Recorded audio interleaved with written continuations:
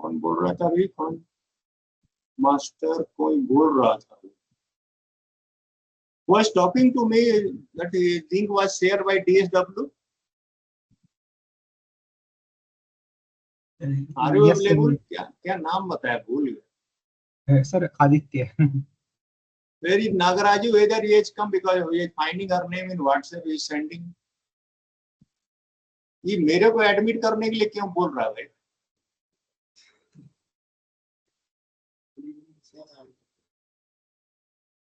नाम बताओ कौन बोल रहा है?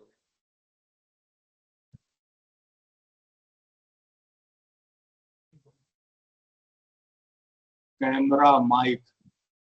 So at least Microsoft may have used earlier. Then it was easy to just join. Otherwise, Google normally we are following. अच्छा, Sri Jayaprakash has joined. Sir, good evening, sir. Good evening. Good evening, sir. Sir, myself, Professor N.K. Singh from Indian Institute of Technology, Indian School of Mines, Dhanbad. Pleasure meeting you, Professor. Yes, sir. So I am here, Professor of Mechanical Engineering in the Department of Mechanical Engineering since January 2008. Oh, great.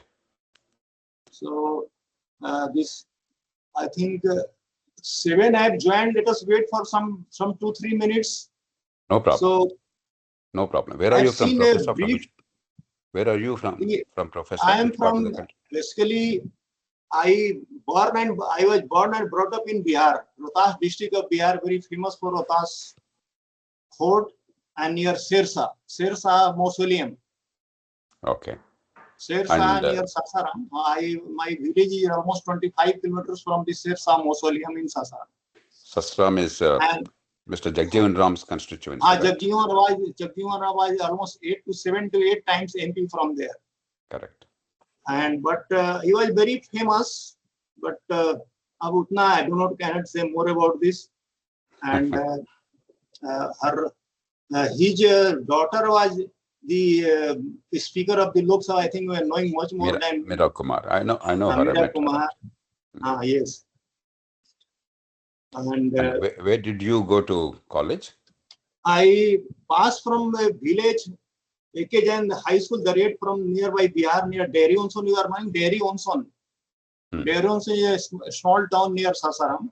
And then I studied from Central Hindu Boys School, Varanasi, from 11-12. And then I was there for BSc Part 1 in BHU Varanasi, BHU, Banaras University. Then I did my this BTech in BSc Engineering, BTech in Mechanical Engineering from NIT Jamshedpur. Okay. And PhD from Jadavpur University, Kolkata. Jadavpur University. So I speak Hindi, English, Bhojpuri, Bengali. Wonderful. 4 languages I speak. So I was there in Kolkata for more than 18 years. So I speak Bengali. No, I cannot write, but partly I can read. So I've seen your biodata. I think they have not given any biodata, but you passed from IITism Dhanbad, or have you passed from IITism? Have you passed from IITism? I am a medical doctor. Medical CAC. Your medical doctor means from where you did. So give your some brief of 2-3 minutes about your history or your biography. My biography is very simple. I'm a physician by training, a public servant by choice. I was in the government for 16 years. Then I resigned to build a reform movement in the country. And for the past 29 years, I've been working for political and governance reforms of India through Lok Satta movement, through Foundation for Democratic Reforms. In between, I also founded a political party. Once we realized that there's not enough of support for genuine reform in the country, we decided not to be electorally competitive. Okay. So our work always has been engineering reform in the country, political and governance reforms in a variety of areas. Political parties, electoral system, rule of law, local governments, accountability, education, healthcare, urban management and small town development, agriculture, the whole range of issues dealing with governance of India. Sir, I'm asking, when did you qualify this civil services examination in 1980? 80, almost 45 years back. That's right. So work in the, you are from which cadre? In Andhra Pradesh cadre? Andhra Pradesh. I chose Andhra Pradesh because it's just my home state. So, and you have, I think, written that you just you secured fourth position in civil services. Yes, that doesn't matter. Nah, that the is service good, you belong to, the rank, all these are irrelevant. Ultimately, okay. what matters But is what you have done. Fourth position is also a very, you can say, outstanding achievement in civil services, what I believe. And how many years you work after joining civil services in the government of India and either in a state government? More than 16 years, and I worked in the state government. I opted not to go to government of India because the real work is at the state level. So I served more than 16 years. So you belong to Andhra Pradesh or any other state? Yes, I grew up in Andhra Pradesh. So, okay, your name is just telling with Jayaprakash Narayan the moment in 1977, the Jayaprakash Narayan, I think. So how his name was almost similar or something, your parents? In Andhra Pradesh, many children are named after national leaders, named after Mahatma Gandhi, Nehru, Patel, a whole lot of national leaders' names. So my grandfather gave me that name because I think he admired Loknaik JP. That time I was thinking of this because Jayaprakash Narayan name itself is from Bihar, if you can say, but your name is similar, almost similar to this particular name. So I'm very much happy that you will be sharing with our students, because some of our students are, I think, will be interested to join civil services, either maybe different civil services or maybe engineering services also. So your outlook, your encouragement to the students will be very much useful for their careers, those who are want to join the civil services. So I think I request you to start your talk. I'm very much thankful for this. Thank you, Professor, and wherever Nagaraju is, thank you, Nagaraju, for the invitation. I don't intend to give a lecture, as I indicated to Nagaraju in my email. Lectures are boring. People should please switch off. Doesn't really help. What is important is stimulating thinking of young people. So what I suggest is straight away we'll go into a question answer session, and from that many points will emerge, and in case it's required at the end, maybe for a couple of minutes, I'll try to connect the dots. That will be more productive, if that's okay with you. So may I ask the participants to straight away raise questions, and we'll go into some meaningful and hopefully stimulating discussion, dialogue. Okay, there are almost 22 students have joined. So I request students one by one ask questions as a part of encouragement. Good evening, sir. A very warm welcome to today's podcast. Now we shall be starting a Q&A session with our participants.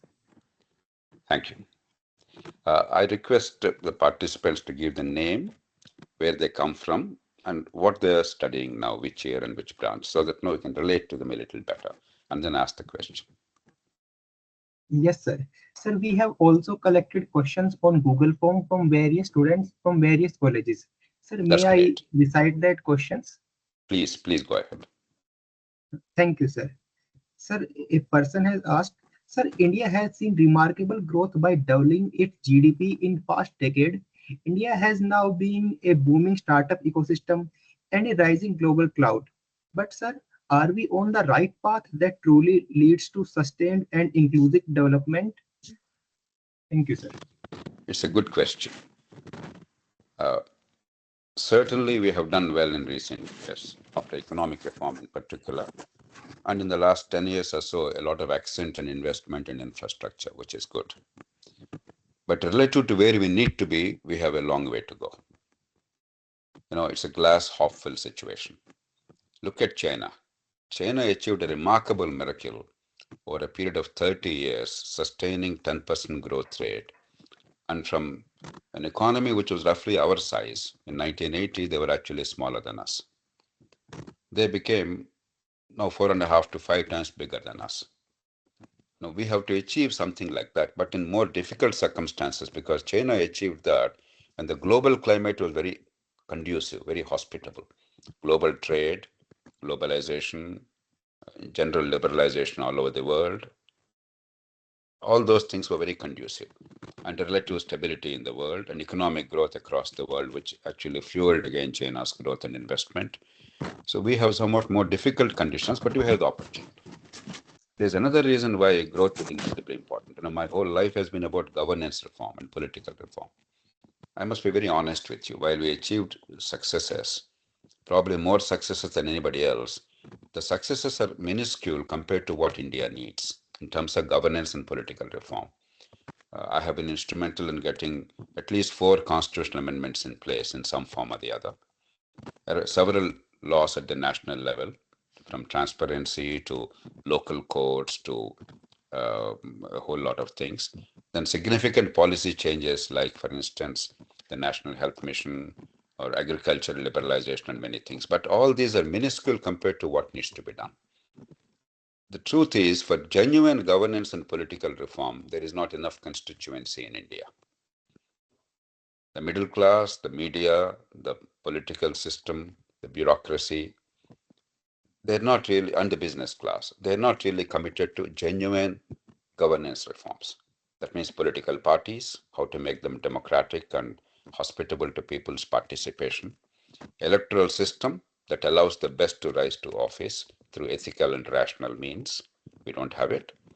Rule of law, normatively we have, but there is no rule of law in reality for most of the people.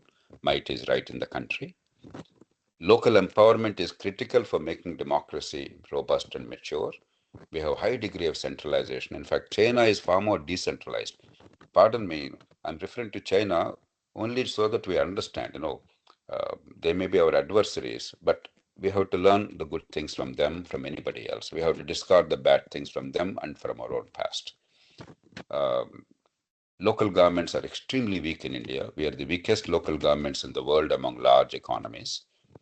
Then accountability systems are still weak. But what is the best way forward? India's best opportunity is economic growth, as I said, because we are showing some dynamism and robustness in the world, and there is a real opportunity. But the word inclusive you used is a very important one.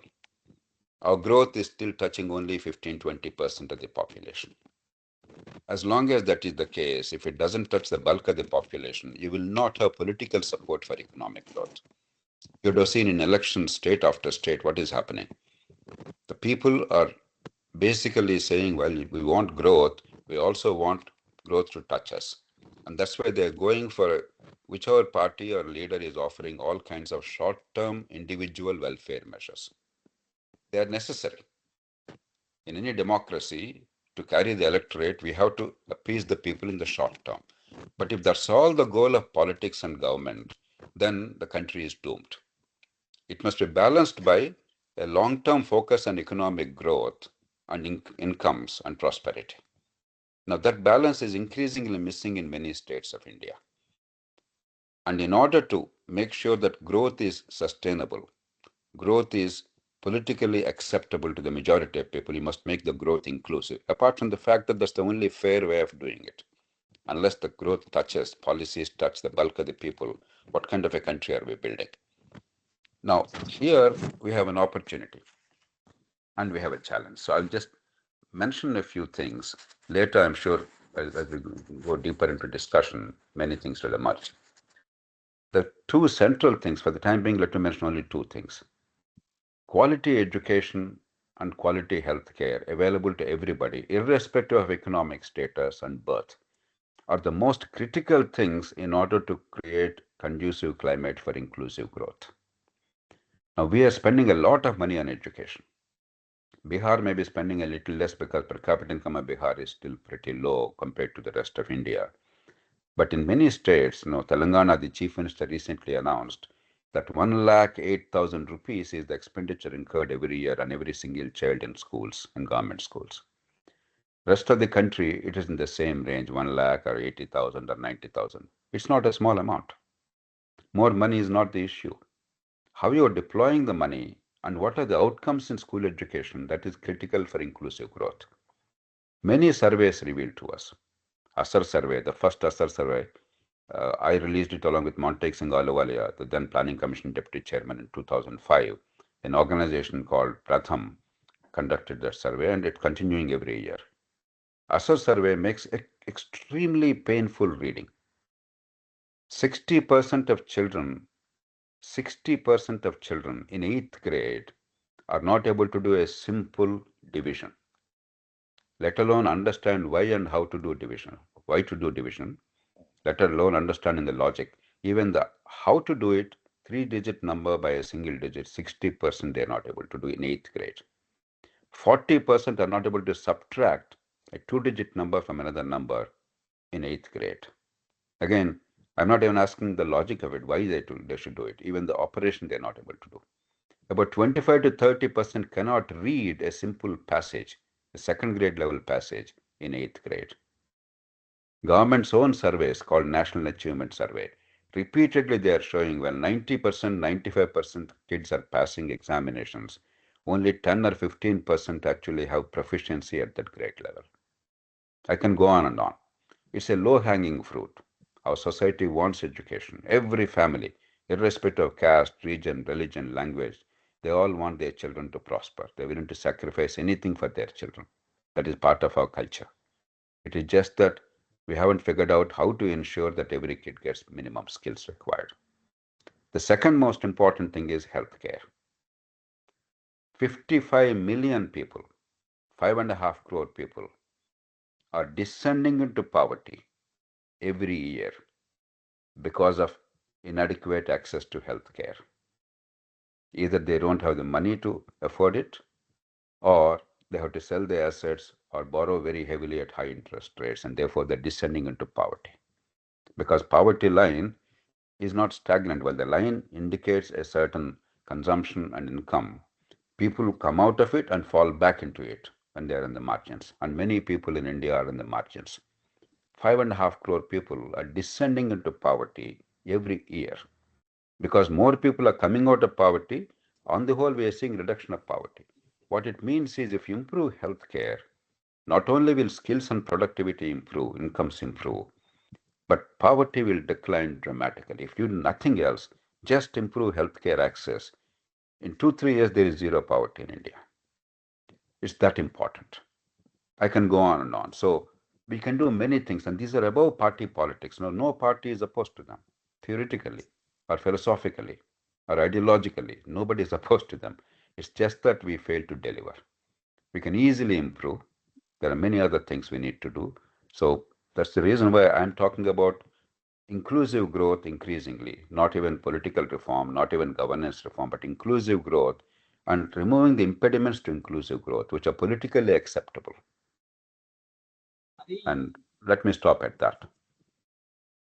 Sir, I'm asking, others may also ask, because I'm not economist, we're using this term inclusive growth. Can you define this? Okay. Every citizen must fulfill her true potential. I don't know if there is a God or not, but I believe that there is sin. The two greatest sins are one, unfulfilled potential. Okay. If every child born is given by God, if you believe in God or nature, is endowed with a lot of potential, a lot of innate talent. Human beings are unique. We alone have the ability to harness that talent, to bring out that talent. Other animals, they simply go by instinct. Only human society requires to harness the talent to go beyond instincts and create something worthwhile. Now, if the children of India, every child of India, irrespective of birth and circumstances of the parents and the economic status, if they are not given the opportunity to fulfill their potential, that is the ultimate sin. Inclusive growth ensures that the potential is fulfilled. They become partners in economic activity and they rise, the tide rises. Economic growth, it lifts everybody, it should lift everybody. It can lift only those people who have skills in the modern world. In today's world, the only skill you have is digging pits and filling pits, and that's what we needed for 10,000 years in human history.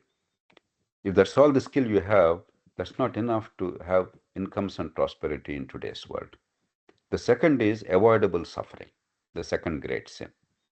Unavoidable suffering, we can do nothing about it. People die in old age.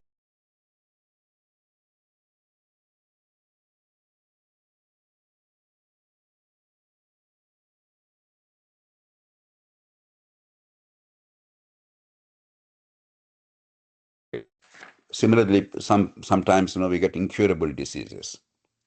At this point of time, there is no technology to address them. We feel sad, we face that, we endure the pain, but there's nothing much we can do. But if there is avoidable suffering, if people die prematurely for no good reason, it could have been prevented, or people who could be treated easily with simple problems, or people who suffer from malnutrition or excessive obesity and 100 other things, or non-communicable diseases, long-term diseases, chronic diseases, and they could easily be addressed in a sane society, then that is a sin. So unless we bring everybody in, what is the purpose of economic growth? It is to enhance the quality of life of everybody. And in order to do that, everybody must be a partner in economic growth and have opportunity to enhance incomes through skills, and must fulfill the potential, and must have good quality life. And that is when you have a fairness in society, and therefore peace and harmony, and B, the political consensus in the country, irrespective of parties. Right now, we don't have a majority for economic growth in India. I must say this candidly. If you merely say, I want to grow the economy, you will not be voted to office. That's a dangerous situation. That means most people do not feel growth is for them. So it's necessary in terms of justice and fairness, it's necessary in terms of political sustainability. Sir, I'm asking, I understood that inclusive means all the individuals, citizens should participate in particular any process of development, economic growth of the country. That is the meaning, I think. Absolutely. Because also I was involved in political system almost in 1979-80. I was also involved in politics almost at 11-12 level. So I understand politics. So what I think in anywhere in this country, the health system, the education should be given to all, irrespective of any level of the individual or maybe for family. That will be also, I think, will be very good for the economic growth of this country. What I understand. Professor Singh, you're absolutely right, but we are well past that stage. Today, everybody is in school, but everybody is not educated. We are still thinking of the 1970s world when people are not in school. Therefore, we're worried about how to give access to education.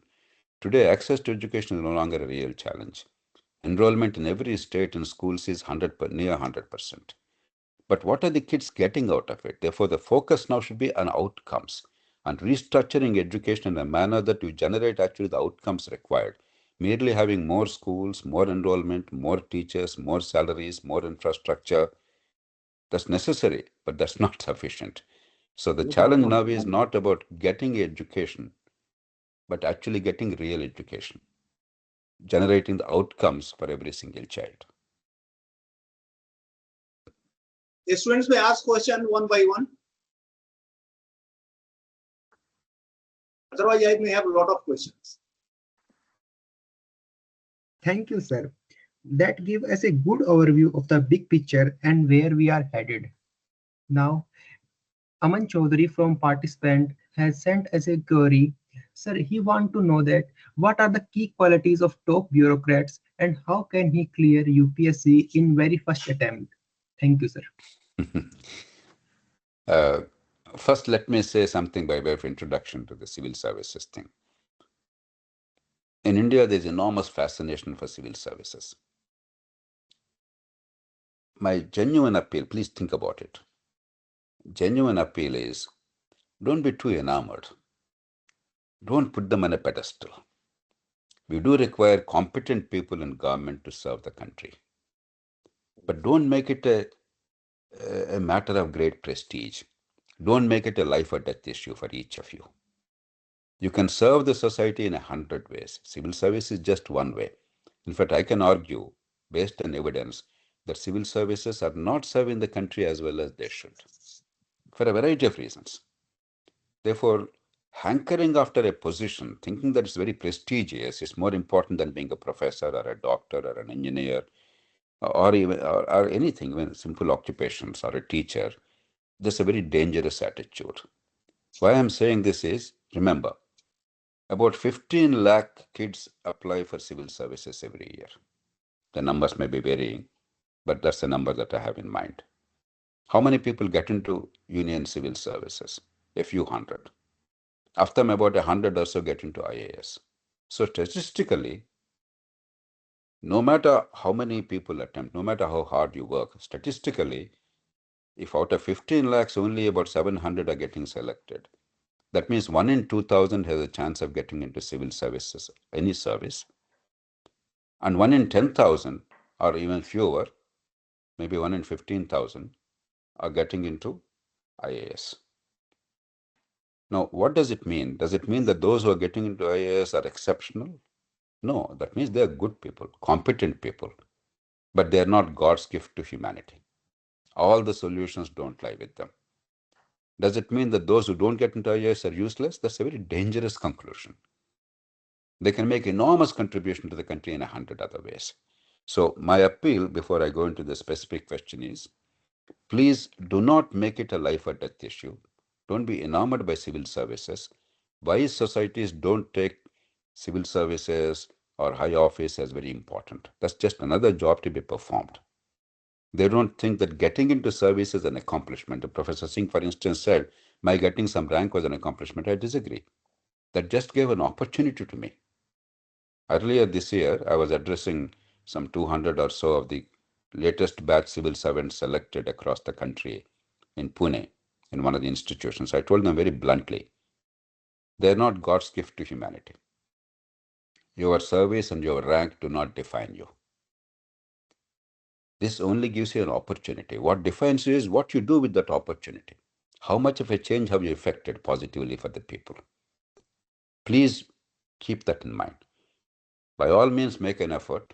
If your heart is in it, you want to make a contribution in that form, you believe you have the qualities required. And don't make it a 10-year affair or 5-year affair. Just make 1 or 2 attempts and then move on. And if you get selected, don't be excessively proud. Don't think that you've achieved or arrived. No, you only got an opportunity. Now you have to work hard. You have to learn. You have to make a difference. If you don't get selected, don't be discouraged. It doesn't mean anything. You can make a huge contribution to the country in 100 other ways. Now, having said that, what does the nation want from its political and bureaucratic leadership? You need people who have not only a knowledge base, but who have the ability to convert that knowledge into points of action to transform the country. You have the ability to apply that knowledge for real problem solving. We discussed, for instance, education. Now, if your ability doesn't let you understand and work for change in education and improve the outcomes, then that's useless. Just because you're an education secretary or director of education, if the outcomes are as bad as they continue to be, then you're useless. You're only occupying a position. So do you have the ability, intellectual grasp, and the managerial efficiency and capacity to lead a team and inspire a team to translate ideas into outcomes, to actually generate change in the country? That's what the UPSC is looking for. So it's not merely knowledge, it's not merely rote learning. It's about application of that knowledge. It is about the ability to lead, ability to inspire a whole subset within your own domain in the department or the general public or the stakeholders, and transform the behavior so that you can generate better outcomes. That also means continuous learning. That means openness to new ideas, no rigidity. That also means tremendous clarity of purpose. So once you have this, you are fit for civil service. Otherwise, even if you get selected, you're not going to serve the country very well. I must say very sadly, I say this with sadness. I'm not saying it out of bitterness because I'm regarded by almost any standard as one of the most successful civil servants in the history of independent India.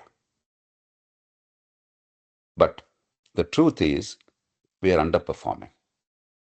If you judge civil services by 3 standards, competence, integrity, commitment to public service, by these 3 standards, only a very small percentage, they are measuring up to that over years. Everybody believes that they want to do something initially. but only a few are able to do something worthwhile. The others are merely passengers. So don't be enamored by civil service. As I keep telling people, instead of a distant district magistrate, no, just imagine if your district magistrate is not there for a few days. Have you ever felt, my God, the district magistrate is not there in office, my life is shattered? It doesn't matter to you at all. But supposing your bathroom is clogged, the plumber is not there to clean it up, and you're not able to clean it up yourself. Can you survive one day? So who is more important? We must not have this notion that something is incredibly important, others are irrelevant. That's a path to ruination of a country. We must have a pragmatic approach, a sense of dignity of labor, and measure the outcomes and the difference that a person's work makes to your life, not by the position and the feudal notion of hierarchies. Please think about it. You're all very bright Indian kids. From all over the country you came. You're among the brightest in the country. Just think about it. You don't have to take my word as gospel truth. Just think about it, observe, relate to your own experience, and then make up your minds what matters in life. Thank you, sir. Your points on education and opportunity are especially very important for the young generation. Now, Sai Kolori want to ask some question from you. Sai Kolori, please open your mic. Yeah, sure. Thank you for the opportunity. And firstly, good evening to everyone. Myself, Sai from Andhra Pradesh itself. And good morning, JP sir. Good Few morning. weeks ago, I got to know that you were in USA and UK going on a trip. And myself, Sai, I am running a NGO since my BTech second year. I'm currently BTech final year student. Mm-hmm. My NGO and whatever NGO is named as Student Nation. It's completely mean to that students for the society itself. And up to now, I'm grateful that you have spoken completely what we are thinking to elevate to the students who are coming from our juniors. Mean that since RJ KTR case, have you noticed that one doctor rape case from Kolkata had raised last year at August, and everyone were doing protests against it and asking for the justice. As we are students running the platform for the student itself, we got to know that what was the main agenda while asking every time for the judgment, like the cases happening like that. And we got to have some similar ideas from the student group itself, and we promoted an idea that rise up for her. It is mainly aims that as we are students, we are coming from schools to higher education, with every aspect of life like mathematics, science, and every aspect of life we are going with the subjects, but we don't know how our legislative assemblies or how our legal things going on head. Mean that I want to convey in Telugu for more understanding between my words to you, JP sir, that అంటే ఏంటంటే మన education సిస్టంలో maths ఉంది, science ఉంది, social ఉంది, అన్ని subjects ఉన్నాయి. కానీ మన లైఫ్లో ఏది అవ్వాలన్నా, ఏది అచీవ్ చేయాలన్నా కూడా లా అనే ఆస్పెక్ట్కి రిలేట్ అయి ఉంటుంది సార్. లైక్ నువ్వు పోలీస్ అవుతావా, పోలీస్ అవ్వు, కానీ నీకంటూ రూల్స్ ఉంటాయి. ఆ రూల్స్ని పాటిస్తూనే నువ్వు పోలీస్గా ఒక ఉద్యోగం నువ్వు నిర్వహించగలుగుతావు. నువ్వు డాక్టర్ అవుతావా, డాక్టర్ అవ్వు, కొన్ని రూల్స్ నువ్వు ఫాలో అవ్వాల్సిందే. నువ్వు లాయర్ అవుతావా, లాయర్ అయినా కూడా నీకంటూ కొన్ని రూల్స్ నువ్వు ఫాలో అయితేనే నువ్వు ఏదైనా చేయగలుగుతావు. అలాంటప్పుడు అలాంటి లా గురించి ఎందుకు స్టూడెంట్స్కి మనం ఫ్రమ్ ద బిగినింగ్ ఆఫ్ ఏజెస్లో ఎందుకు ఇవ్వలేకపోతున్నారు ఎడ్యుకేషన్ సిస్టంలో? లైక్ ఇలాగే మ్యాథమెటిక్స్ చెప్తారు, సోషల్ చెప్తారు, సైన్స్ చెప్తారు, అవి ఎక్కడ యూజ్ అవుతాయో సెకండరీ థింగ్, కానీ చెప్తారు from the beginning of ages. అలాంటప్పుడు లా గురించి కూడా లా ఎలా వర్క్ అవుతుంది, మనకు బేసిక్ లా ఎలాంటిది కావాలి? Thank you, Sai. I get the sense exactly of what you're asking. Yeah. You're right. We don't have a rounded education. Ours is too compartmentalized. While we have to focus on the professional skills required in a particular branch of knowledge that you're pursuing, we also require a broader understanding of citizenship and how the society works and what is our role in making a better society. But the good fortune is you now live in the 21st century. You don't require a classroom instruction alone. If that is there, it is good. Not increasingly now, there is a focus on electives where you can pursue some of these goals in addition to your own technical requirements. If you're doing engineering, for instance, you obviously will have a majority of courses based on your own professional skills. But you also have a significant number of courses where electives are there. You take MIT, the Massachusetts Institute of Technology, one of the best engineering schools in the world by common consent. If I remember right, out of the 40 or so courses they offer in engineering, About 18 are electives.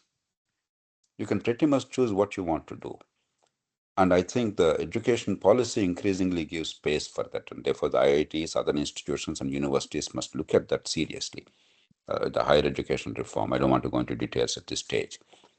But the larger point is, in today's world, even if formal education is not giving you an opportunity, if you have curiosity, if you have a desire to learn, the world offers enormous opportunity. With a flick of a button, there are no courses available. Take the Harvard University or MIT. Many of their courses, even at the best universities in the world, are open source. If you really have inquisitiveness to learn, you can learn straight away. You don't have to be in that university or in that course. Or literature of very high quality is coming. If you are selective, if you know what to pick up, there is a very high quality literature available today. Very pioneering thinking is going on, and that's being translated into publications. But much of it is also garbage. So the challenge now is in seeking knowledge from the open sources, being selective and discriminating. That's where your wisdom, your understanding of how to learn is important. The third broad point that emerged from your thing is you gave the example of the terrible, the heinous murder and rape in Kolkata. Earlier, years ago, we had it in Delhi, Nirbhaya. Hyderabad, we had Disha, I think is the name given by the media to that young girl who was brutally raped and murdered. Now, whenever things like this happen, the society is quite understandably reacting very vigorously, very angry. But it's not yielding results. It's not about new laws. It's not about stricter punishment. We already have strict punishment in law on paper. But the reality is people have lost faith in rule of law. They lost faith in the system's ability to punish people. So what is important is to actually ensure justice. In the absence of that, what is happening? People are now clamoring for instant justice, lynching of people. In Hyderabad, the police simply shot down the perpetrators. Now, we don't have to shed tears for the criminals who indulge in that kind of terrible crime. But if that happens without a proper framework of rule of law, tomorrow it can happen to you and me, innocent people. Power can be easily abused. So we require a system of rule of law to actually punish the guilty people swiftly, fairly, through impartial system of justice and efficient system of justice. But that's not enough. There's a second level. Unless you create conditions for safety for women in general in the society, if you simply react once only when a heinous crime happens, then our girls are never safe. Every day, Indian girls, Indian women are subjected to countless cases of harassment. It's not at a very high threshold. It's not rape and murder. It is eve teasing. It is touching without consent. It is describing her body or whistling or 100 things. You ask the girls, your class fellows and others, how they face it every day. Now, unless we create a culture of public safety in small offenses, what they call broken window syndrome, unless this stops, and for that, the way to do is have local courts with summary punishment. It doesn't have to be severe punishment, even a penalty, and if a particularly repeated cases, a short jail term, and a fear that the education or employment opportunities will go if they indulge in that kind of behavior. That's enough to make people behave and create a culture of public safety for women. But the third level is there. What about you and I in our families? Who are the people who are committing these mass rapes and murders? These are not some terrorists from another country. These are our own kids. That means there's something wrong in the way we are raising our boys. The families must take responsibility. While increasingly the world is saying, and our law is saying, the girls are equal to boys, they must have educational opportunities, employment opportunities, they must play an equal role in society. We are not raising boys and girls in that manner at home. We are still thinking that boys are privileged. A simple thing like, washing dishes. If a girl does it, we take it as normal. If a boy does it, the parents say, why are you doing it? In 100 ways, without thinking, we are somehow telling our boys that they're different. They can do pretty much what they want. Now, that simply is not right. How to deal with the other gender, how to deal with respect, how to have a harmonious relationship, we're not teaching. So at all three levels, we must act. Now, true education and true change and true administration, or even politics and governance, are about understanding these factors and building institutions to make each of these things happen. How do you ensure swift and sure punishment once a crime is there to give confidence to society? How do you create a system of public safety, predictable, durable, and across the board through a system of courts and other practices? And the third one is beyond the state. We can only advocate what the society does, what the families do. The state also must encourage that kind of an understanding, but the state is really, the role is minimal.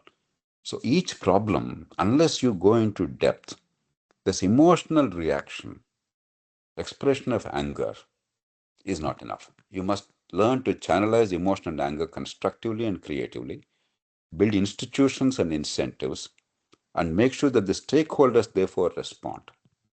That is the only way in the long-term durable change that is socially acceptable and socially productive happens. So my appeal is, you're absolutely right, rule of law doesn't exist. I also mentioned in the opening remarks. Rule of law is there on paper, but in reality, might is right in this country. And a democratic society, a free society, cannot function efficiently unless there is genuine rule of law. But there are so many elements in making rule of law real and meaningful to the bulk of the people. So my appeal is, channelize your anger and emotion constructively. Please remember, it's not somebody else who is the villain, all of us. Whoever is the villain, your generation has not created the problems. My generation created the problems or did not solve them. But the problems are now yours. Unless you give deep thought, understand what is the way forward, and then figure out what is your role. It doesn't have to be as a bureaucrat or as a politician, as a citizen, enlightened citizen, thoughtful citizen. Because remember, never doubt, as Margaret Mead said, never doubt that a group of thoughtful, committed citizens can change the world. Remember the words. A group of thoughtful, committed citizens. Doesn't have to be millions of people marching. Doesn't have to be big dharna and bandh. A group of thoughtful, committed citizens can change the world. That's the only way the world actually changes. And you are among the brightest, the most privileged, the most capable young people of India. You must be part of that thoughtful, committed citizenry. You pursue whatever change you want. Some of us interested in rule of law, some of us are passionate about education, some of us about healthcare, some of us about agriculture, some of us about urbanization, some of us about something else. There are many things to be done. But whatever you take to very seriously, pursue it systematically, thoughtfully. Your education is a powerful tool. You're all in engineering. What is the most important principle of engineering? Leverage, principle of levers. What Archimedes taught long back. If you remember, there was a story about Archimedes. I believe during his time, he was regarded as the greatest physicist and mathematician. So somebody asked him in a gathering, can you move the planet Earth? He said, of course, yes. They thought he was mad. He said, no, I'm not mad. I can move it subject to two conditions. Give me a place to stand upon. I need a fulcrum. I can't stand on Earth and move Earth. Theoretically, it is possible, though practically you can't stay somewhere else and move the Earth, but he was making a broader point. Give me the place to stand upon and give me a long enough lever. No matter how big a boulder is, there's a way of moving it. If you merely use your hands to lift it, you will only get tired and will be exhausted. The boulder will not move. But a bright engineer will get a long enough and sturdy enough rod, put a small little pebble as a fulcrum, and then apply the limited muscular strength at one end. No matter how big the boulder is, it will move. Maybe your arm has to move considerably to move the boulder by 1 millimeter. But that's how to change things. Leverage. Your knowledge, your understanding is the leverage. Apply that, channelize your concerns and your anguish and angst constructively. That means be truly educated. Thank you, sir. It's really being privileged to be in this webinar. And I'm really waiting for you to meet as soon as you come to India, sir. Most certainly, Being mate. being more motivated for me to do such things moreover from this time. Thank you. Any Thank you. girl student here? Girl student to ask question?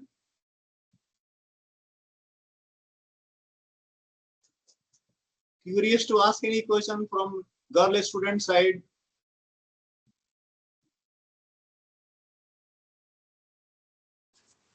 Are you all listening? Then other students?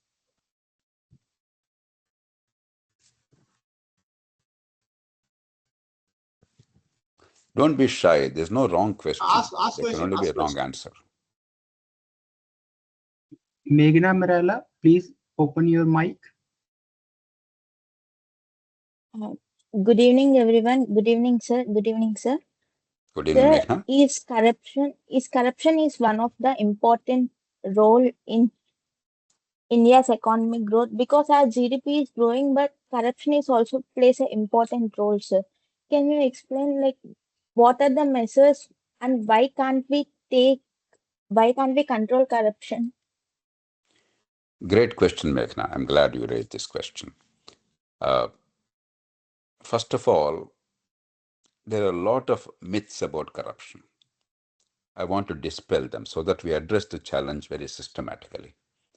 The first myth is that we're all bad people, our morality is low, our values have gone down in India, therefore everybody is corrupt.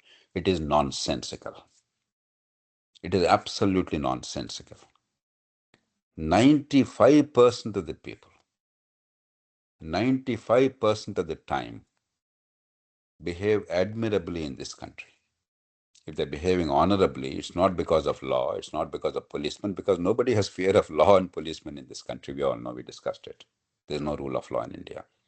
And yet our culture, our upbringing, societal norms, and the fear of what others may think of us, fear of God, whichever be your religion, most Indians are God-fearing, and an intuitive understanding of right and wrong, which is part of an ancient society like ours. All these things make us behave in the right manner most of the time.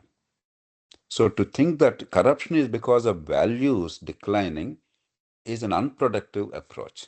It is wrong. Values exist. Values always exist. What are values? Some people behave in the right manner, in a socially productive manner, without external compulsion. That is when values are there. You don't have to be told, or you don't have to be fear of punishment. In any society, it's only a small number of people who have those values. The bulk of the people, they respond to incentives. I want you to understand what is values, what is incentives. The bulk of the people respond to incentives. Let me give a crude example. Now, even if the college is functioning very badly, even if examinations are conducted very poorly, there are always some youngsters who want to pursue knowledge, who want to be honest in examinations, don't want to copy even if opportunity is given. I'm giving a crude example just to make the meaning very clear. That may be 5-10%. But the 90%, they see where the benefit is accruing in the short term. Supposing there is mass copying rampant in most universities, let me be truthful, that is my understanding today. Mass copying and rote learning. Supposing that mass copying is rampant. Supposing that copying is not curbed. And the fellows who copy, they get higher scores and therefore better advantage later on in life in higher education further or in job. Let us do a mind game. The bulk of the rest of the people follow the copying model because that is what gives them an advantage. But supposing the people who actually understand, don't copy, apply the concepts in real life, and they are prospering, and the people who are copying are caught and punished quickly, then the bulk of the people realize their future lies, a better future lies in being honest in examinations. It's not about values, it's about incentives. It's about the structure you created so that the stakeholders' behavior alters. This is the most basic thing you must understand about corruption. That means it's a very hopeful thing. Saying that values have declined appears very nice, but it's actually a very dangerous argument. That means basically you're saying there's nothing we can do. Corruption is always there. We only talk about it, but you can't do anything about it. Nonsensical.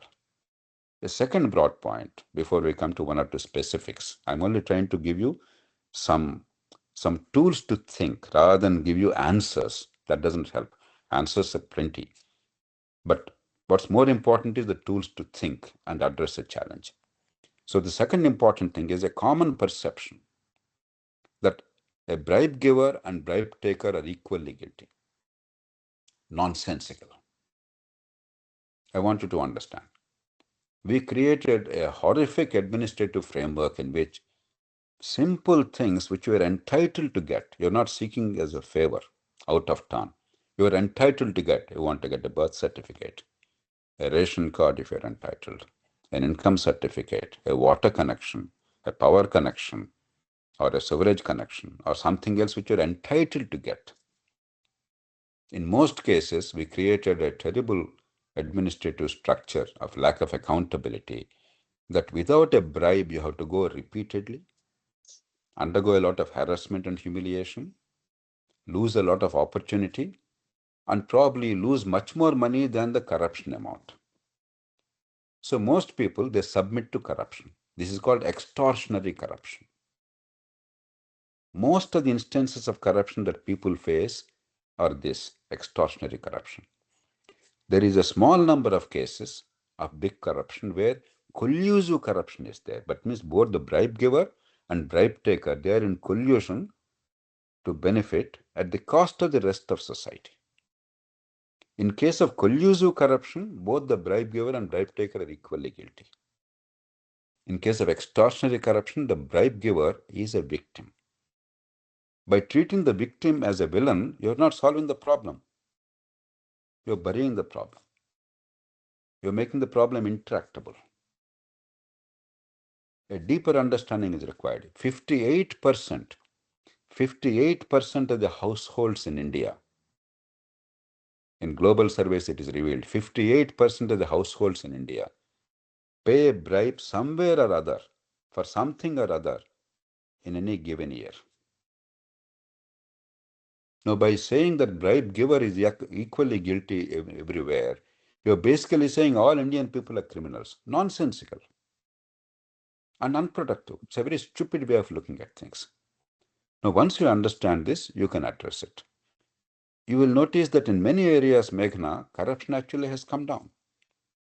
As Professor Singh, when he was a youngster, I'm sure he's still young, but younger than today, if he wanted a passport, almost certainly somewhere somebody's palms had to be greased. The police inspector or somebody else who comes for verification or a passport office or something. Today, I can say without serious fear of contradiction that in passport, there is almost zero corruption. Yes. Things are happening systematically. Is it that people have become moral overnight? No. We change the way things are done. We alter the incentives. Take telephone. Even 30 years ago, to get a telephone was a Herculean task in India. Your generation cannot even imagine what it was like. To get a telephone was a great privilege. There were only 60 lakh telephones in India. Even I, as a fairly high-level public servant, when I wanted a personal telephone, I had to pay, in those days, a princely sum of 8,000 rupees under Own Your Telephone scheme and wait for 2 years for this telephone to be allotted to me. And then when the telephone is allotted, when the fellow comes to install it, because I want to get continuous service, I'll give him a bakshish. And every month, once or twice, the telephone used to be out of order. Then we make a complaint on some other telephone, and the fellow comes to rectify it again, I give some money because I need the service. I'm desperate. Today, 1 billion telephones exist. There's not one of you who doesn't have telephone. Some of you have more than one SIM card. Is there a single act of bribery or corruption in this telephony? Zero. Not because suddenly the service providers have become moral giants. because we brought in competition and technology. And therefore, you are now, as consumers, calling the shots. There's no corruption. I can go on and on. Wherever technology and transparency are applied, like for instance, railway reservations, the first case where technology was applied, it used to be very corrupt earlier to get a berth in the railways. Now, in 99% case, there may be still 1% odd instances of some bakshish. But in general, everything is transparent. You can online reserve anywhere. You know exactly whether you have confirmed reservation or wait list and what, and you can verify it. And there's substantial reduction in corruption. I can go on and on. So you must understand how to address it. And in terms of the big corruption, the collusive corruption, competition, transparency. If there is competitive bidding, honestly enforced, and there are ways of doing it, I don't want to go into details. For instance, when 2G spectrum became a big issue, all over the country, Indians are very emotional. All over the country, people went on agitations, protests, dharnas. They said, jail these fellows, punish them, etc. I decided that that will not really help. If people are punished, I'd be happy, but it's unlikely to happen given the state of rule of law, and it proved to be true. Not one person was jailed after conviction, after that massive national eruption. All over the country, there was an agitation, but not one person was convicted. So what did I do? I led a team of very eminent Indians all over the country, some of the finest Indians, most respected Indians, went to Supreme Court and argued that you must cancel the 2G spectrum licenses because they were arbitrarily issued. Even if I cannot prove beyond reasonable doubt that money changed hands, the inference is clear because it was given without a rhyme or reason, without a due process. And then I asked the court to order competitive bidding, mandatory competitive bidding. For the first time in India's history, the Supreme Court cancelled 122 licenses, 2G spectrum licenses, and ordered competitive bidding. I can say with absolute certainty, since then, there's not a single instance of corruption in spectrum allocation in this country. So you change the way things are done. It may be competition and choice, it may be technology and transparency. Then use innovative tools like citizens' charters so that the citizens know what are their rights and the service is delivered. If it's not delivered, the onus is now on the service provider. And the clock is ticking and you get a compensation for the service not delivered. And there are many other tools. There's something called False Claims Act in the United States. I don't want to go into details. There's no time. You can look up. It started in the Civil War time. Later in 1988, they improved it further. There, the society is made partner in fighting corruption, and incentives are created to the society in fighting corruption and waste in government. But having done all these things, finally, punishment is required. That's not the first thing, because you can't punish 1 lakh or 1 crore people. It's absurd. But in select cases, you also require punishment, a fear that my property is lost, I'll go to jail, I will not, and my children will not benefit from my corruption. That fear must be induced. Even after doing all that, politics is now driving corruption. Not because politicians are bad, but because a lot of illegitimate money has become integral to electoral politics, unaccounted money. And unless you remove that incentive in politics, unless you change the electoral system to make it possible for honest and competent people, public-spirited people to be elected to office without illegitimate, unaccounted money power, you cannot really address corruption. So you must think at every level systematically with optimism, a lot of rational approach, evidence-driven approach, logical approach, follow the best practices in the world, innovate to suit your own unique conditions. While there are some broad approaches globally, your society has some unique features, and go systematically, step by step with optimism. All will not happen on one day, but each step will add. So corruption appears very simple. Please understand the spirit in which I'm speaking. There are ways of addressing corruption. Instead of blaming people and morality, you must learn to change incentives, build institutions, and address it step by step. Corruption is like cancer. You use the word cancer for 100 diseases. While the underlying principle is the same. What is cancer? Cancer is growth of a tissue unnecessarily. Ceaseless and senseless proliferation of tissues. But the way the cancer manifests is different from organ to organ. Therefore, the treatment is not the same for lung cancer or prostate cancer or chorionic cancer or some other cancer. So corruption also, each form of corruption is dealt with in a specific manner to suit the requirement. I hope it gives you a sense of it. You can't be a master of it overnight, but I'm trying to give you tools to think. And you can learn more, and you can also participate more, and you can play a role as citizens more once you understand how to address it. Meghna, the question is seemingly simple, but it's a very complex one. But underlying principles are very simple and logical. Does it make sense? Yes, sir. Definitely, sir. Mr.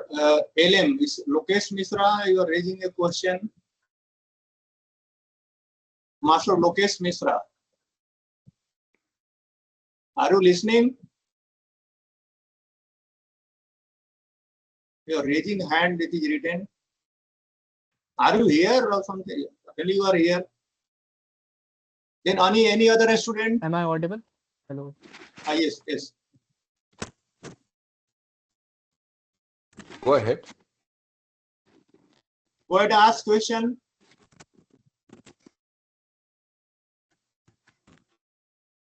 Hello. He Good must have evening, muted everyone. himself. Ask question. Good evening, JP sir. I Good wanted evening. to ask. Recently, India has emerged as the fourth largest economy in the world. I wanted to ask, does India's status as the fourth largest economy truly reflects the economic well-being of its own citizens? Like, given the persistent challenges of low per capita income, high inequality, and widespread poverty. In this question, I also wanted to ask that this economic growth is actually fueled majorly by the service sector, which is around 55% of its contribution, and the manufacturing sector is at 25% contribution. I wanted to ask how we will become a self-reliant economy if the services are the major thing we are exporting to the world and not the produced goods and the machinery. That too when we are at a developing stage country. Your name I couldn't get. Lokesh Mishra, sir. Lokesh, thank you for the question. Lokesh, your question answers itself. Obviously, we need growth. Good that we are growing. Good that from 9th or 10th position we have grown in the last 7 or 8 years to 4th position. Good that in the next 2 years we'll be in the 3rd position. All this is welcome and necessary, but not sufficient. That's the question you're raising. Nobody argues it's unnecessary, it's necessary, but we need to do a lot more. But there's no reason to lose hope, because for the first time in human history, rapid economic growth is possible. Now we are taking it for granted. Let me ask you a simple question. Let's see how many people know. We talk about industrial revolution. The period of industrial revolution was 1760 to 1840, that 80-year period in Britain, followed by America and other European countries around the same period. That's when, for the first time, human beings, instead of using the muscular power, your own muscular power, or the draft animals, they started using machines, and that transformed the world. We call it a revolution. Do you know what the growth rate in Britain at that time was during industrial revolution? Can anybody make a guess?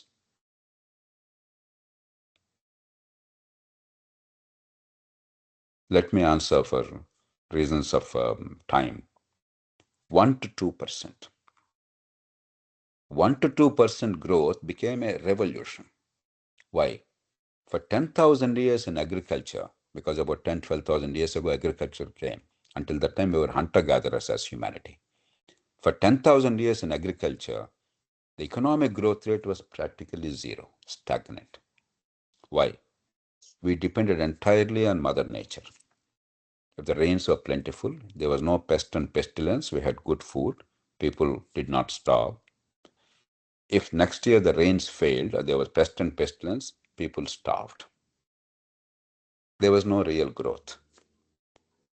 So 1 to 2% sustained growth itself was a miracle. That means in about 50, 60 years, you doubled the economy. That was a miracle. Today we have the miracle of doubling the economy in about 10, 12 years. And if you're growing at about 9 or 10% in about 7, 8 years, it's a miracle. You are in the world of miracles today. That's the miracle China accomplished.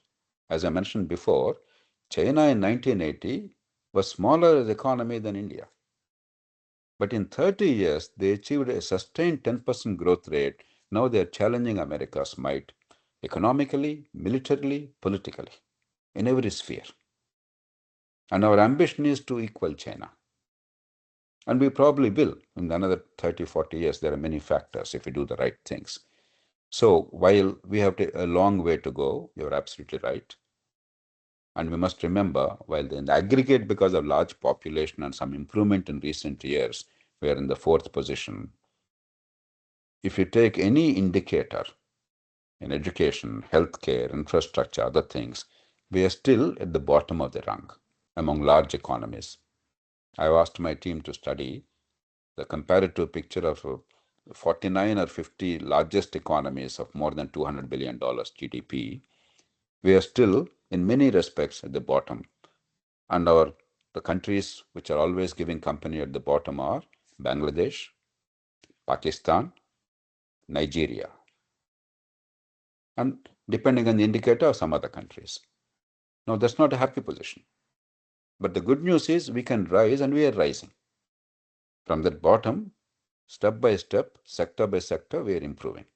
And we can do a lot more and a lot faster.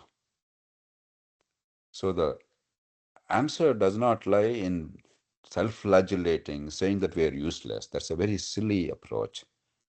The answer lies in recognizing that we have a lot more to do, and realizing that we have an immense opportunity in the world of today as opposed to any time in human history. A man called Hans Rosling, a physician, he made the same argument that I've been making for the past 25 years. He is no more. He passed away with cancer, a Swedish physician. He pointed out, he was born sometime in 1948, if I remember. Within 50 years, Sweden, his mother country, it was at the time of his birth equal to Egypt today in terms of all indicators, poverty, other things, Egypt. Within 50 years, it became Sweden, one of the world's most prosperous countries with the highest per capita, highest quality of life. We have a unique opportunity in modern history that within a generation or two, a poor country can become prosperous, and people living in abject conditions can actually have comfortable life, quality of life. And that's what we should aim at, harness the opportunity. You talked about service sector. Do you know the global contribution to service sector? Contribution to manufacturing, 17%. As economy matures, initially it was all agriculture. Once industrial revolution came, it was all manufacturing and industrial revolution. Agriculture's role has declined. Doesn't mean that food is unimportant. Today, agriculture accounts only for 3% of the economy in rich countries, OECD countries, Europe or United States. In very few countries does it occupy more than 15, 20%. Even in India, it is only at 16, 17%. 16%. Inevitable, and it's declining every year as a percentage. Inevitable. Not that agriculture is declining, the productivity are growing. But overall share of agriculture has changed because the needs have multiplied. And therefore, the creation of wealth, goods and services has increased, has become much more diverse. So manufacturing also, while it was dominant for some period, we are still thinking of the 1950s world when many new technologies came, many new goods have come to meet the requirements from automobile to refrigerator to air conditioner to washing machine to a micro oven and so on and so forth. Now that stage is over in most countries of the world. So India is now at, as I said, in the 20s. Even China, you know what is the share of manufacturing? 25%. though China occupies 31% of the global manufacturing. In China's own GDP, manufacturing is only 25%. And China is the world's greatest manufacturing giant in history. So while we have to do more for manufacturing, because manufacturing is key for a country like India, and the governments are doing their best to encourage investment. They're maybe committing some mistakes here and there and learning from the mistakes. We're doing our best. Global circumstances are equally important, but services will be playing a dominant role in the economy is an inevitable thing. Donald Trump's effort to somehow make America again a manufacturing giant and make America the biggest contributor to GDP is unlikely to ever materialize because the world has moved on. So don't worry too much about service sector becoming big, but we have to have basic manufacturing, and particularly in critical elements, we must not be dependent on the rest of the world because there are future risks, and the world is now waking up to that. So service sector growth is not a bad thing, but manufacturing must grow. I completely agree with you. It requires infrastructure, it requires shipping, it requires transport, it requires conducive conditions for investment, it requires labor law transformation, it requires a whole lot of things, and some of these things are being attempted in the country. Thank you, sir. It was great getting insight from you. Cyril Shaunak Saraf, you were asking question. But yes. Yes, sir. Srinivas. Yes, sir. Namaste, sir. Am I audible? Yes, please go ahead. Yes, sir. So, sir, I have basically completed my first year BTech and I am very much inspired by your journey. I had a personal question like, I am currently at a stage where I am considering preparing for the civil services while pursuing my engineering degree. However, a common challenge many of us face is the environment at IIT, where there's a lot of strong emphasis on the corporate placements and the high packages. My primary concern is how to maintain that focus and conviction for UPSC preparation without getting distracted by the apparent success of our peers in different fields. And how do we ensure we don't look back and wonder if we should have chosen a different path? Also, the UPSC journey is known for its uncertainty. How does one build resilience and overcome the significant fear of not succeeding after dedicating so much time and effort on it? The third part of the question, Srinivas, I've already mentioned. Don't make it a central issue of your life. Don't make it a life or death issue. There are many ways of contributing. Therefore, you must have that ability to handle either success in getting into civil services, don't let it go to your head, or not succeeding in getting into civil services, don't let it depress you. So let me not repeat that. The other parts of the question I'll try to address. Now, there's nothing wrong in pursuing professional success, because if professional success is related not to speculation but wealth creation, it's a good thing. What is wrong with some of the jobs in the world today is there's excessive financialization in the world.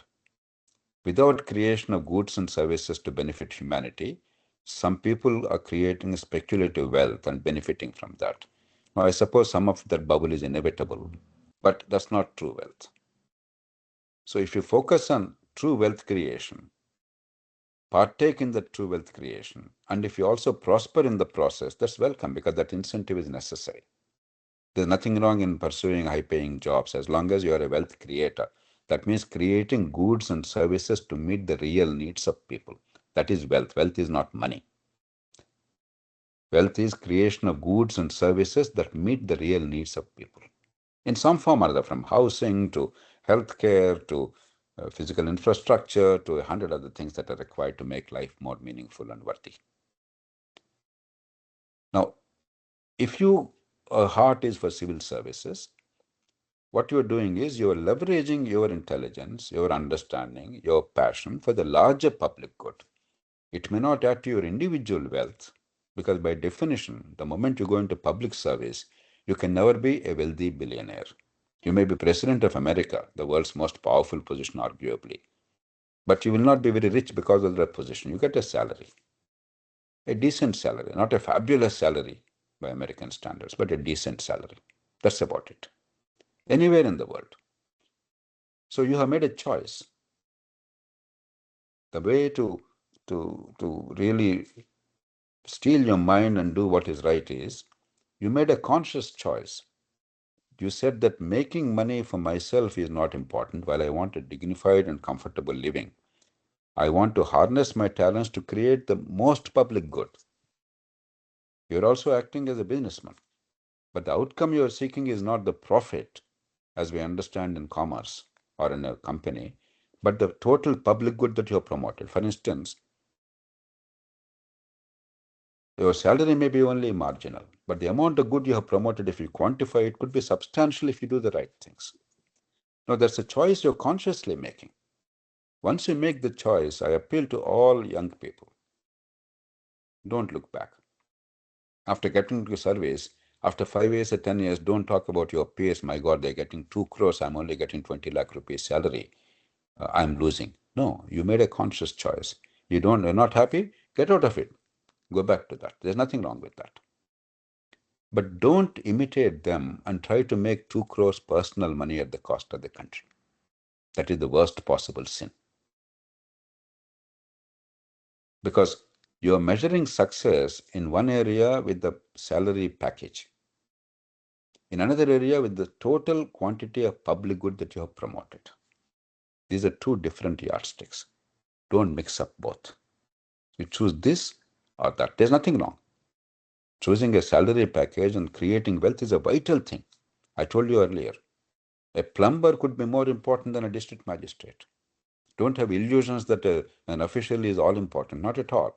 But an official has an opportunity, whether political or bureaucratic, has an opportunity to use public resources, public money, and the authority given by the people to promote public good and to create public goods and services. Do not confuse. And if you think that you don't want that, then don't get into that. That's why I'm saying don't put IAS on a pedestal. Don't treat it as the most important thing. Don't create glamour. That's a very dangerous thing. Make it a practical thing. It's another profession, another job, which requires to be done. Like a good policeman is required, a good fireman is required, a good teacher is required, a good plumber is required. This too is required. Only thing is the outcome measurement is somewhat different in public domain.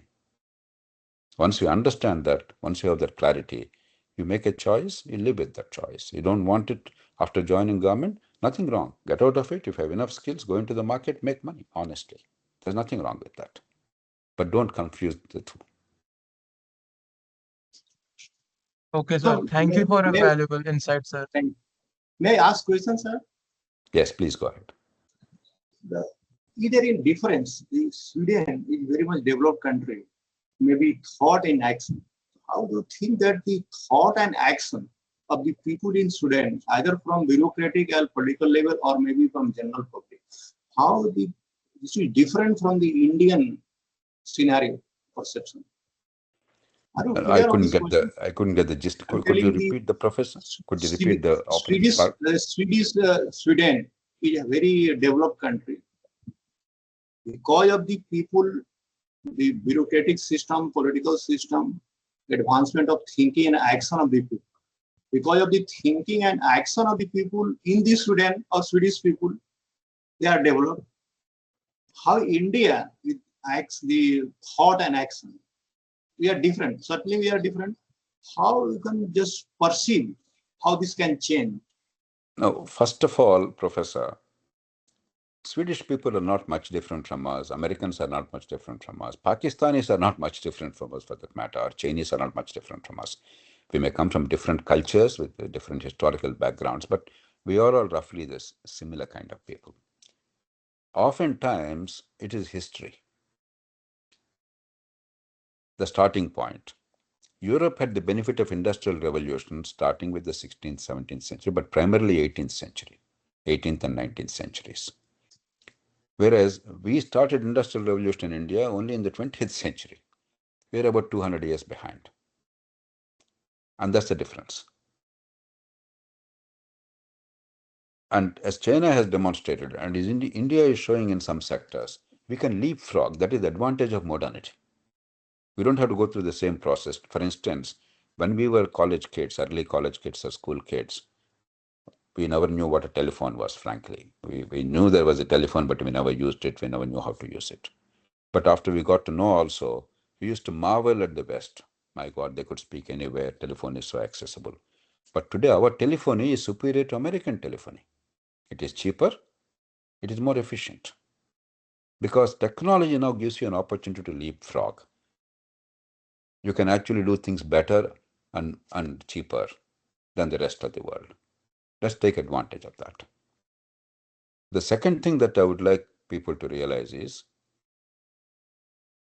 within 30 years, again, we can build institutions like those countries. We can achieve successes like those countries. So what are the ingredients required to make that happen? One is the quality of leadership, whether it's political or bureaucratic. What kind of people are emerging at the top? What kind of incentives have you created for the best people to make the best effort to transform the country in the key decision making? That is critical. The policies, the laws. The second is, once you choose the right kind of people, political and bureaucratic and professional, what kind of policies you're adopting? Are they relevant to your needs? Are they based on best practices in innovation? Or are there some blind, foolish policies like, we adopted the license permit quota Raj in India because of ideological reasons without understanding how it distorts the incentives and undermines India's progress. We paid a very heavy price. There was a time when in India in 1970s, your generation cannot even understand, the younger people here. You know what was the incremental taxation ratio at the time? If the income was about 2 lakh rupees per year, the taxation was 97.75%. Let me repeat. For an income about 2 lakh rupees per year, the income tax was 97.75%. 85% was the tax. On the tax, there was a 15% surcharge. A simple calculation will tell you 15% of 85% is 12.75%. Total is 97.75%. It was an absurdly foolish policy. Good people, competent people made bad choices, bad policies. The third is your capacity to translate the policies into outcomes, the execution. It's not enough to have a good policy. A good policy also requires to embed in itself the incentive structure to shape the outcomes. Wherever we do that, we get good outcomes. Otherwise, we have nice policy, nothing happens. One of the common laments in India is, my God, good policy but bad execution. Actually, this is oxymoron. A good policy must also embed in itself the capacity to execute it properly by altering the incentives. So once you do these three things well, you can become a Sweden or better. You can learn from the mistakes some of them have committed. You can learn from the good things that they have done. You can find your own way. You can innovate. So constantly, when people like me are fighting for governance and political reforms, it's at all these three levels we're trying to address. How do you ensure that the best leadership rises to the top to guide the country at various levels? How do you ensure that the policy framework is right for the country based on our own experience and the historical experience of the rest of the world and best practices in the world? Then how do you ensure that the actual outcomes are flowing from the policy decisions made? If all these three are right, then we are in a safe and sound system. Sometimes we commit mistakes. That's natural. Means you are telling that implementation, execution is very important of the policy. All three are important. Absolutely, all three are very critical. Yes, different. Otherwise, the policy making and execution and the implementation of policy, what I believe. That's another thing. Ask me again. I'm just referring to this Sweden. I heard the Olof Palme. I think you remember Olof Palme was the PM of Sweden. He was traveling, walking to watch picture, and in between, with his wife also, and one policeman, I don't know, maybe a security personnel, and he was shot down because of some force dealing. I do not exactly remember. So how a PM of a country like Sweden was walking on foot with his wife, and thinking about the perception of that prime minister of that Sweden. So how do you think that PM it's a very good question. It's a very good question. In most of the advanced countries, civilized democracies, there is a notion of egalitarianism, that we are all equal. You may be different in terms of rank or money, it doesn't matter, but you are treated with equal dignity and you behave like an ordinary human being. Whereas in our culture, because of our feudal remnants and a hierarchical culture and caste system, we have the notion of somebody superior, somebody else inferior by birth. That's one of the reasons why our education is flawed, because there is a moral neutrality to inequality by birth in the country. Even if we are kind to the poor people, we think it is only natural that their children do not have good education. It's not natural. It's not egalitarian. And in the West, Sweden is a good example you mentioned. In Sweden, there was another instance in recent years. A cabinet minister in one of the world's richest countries, he resigned saying that he cannot afford a house in Stockholm, the national capital.